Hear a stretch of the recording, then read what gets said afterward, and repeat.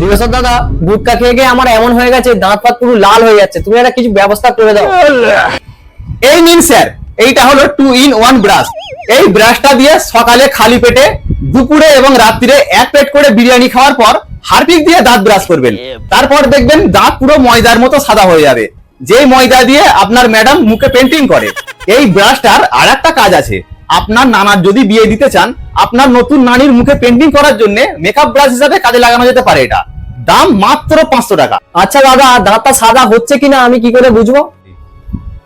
এই নিন স্যার, এইগুলো হলো টপির মতো দেখতে জেন ধরার আয়না। একদিকে নিজের মুখ দেখতে পাবেন, এতে আপনার দাঁত দেখবেন সাদা হচ্ছে কিনা, আর এইভাবে ঘোরাবেন, এইদিকে দূরবীন দেওয়া আছে, জুম আলট্রা প্রো ম্যাক্স। আচ্ছা দাদা, গুটকা খেয়ে তো আমি পাড়া ফ্রিতে রং করে দিই, দাঁত সাদা হয়ে যাওয়ার পরে ফ্রিতে তো আর রং করতে পারবো না, পাড়ার লোকের তো অসুবিধা হবে, তখন আমি কি করব? এই নিন স্যার, হিনাবাই আনিকার সোনাই মোড়া অর্গানিক হালাল মেহেন্দি নিয়ে যান। আপনার দাঁত সাদা হয়ে যাবার পর যখন দেখবেন আপনার পাড়ার লোকের খুব অসুবিধা হয়ে যাচ্ছে, তখন হিনাবাই আনিকার হালাল মেহেন্দি চিবিয়ে আপনার পাড়ার লোকের ঘর বাড়ি লাল রক্ত যাবার মতো রং করে দেবেন।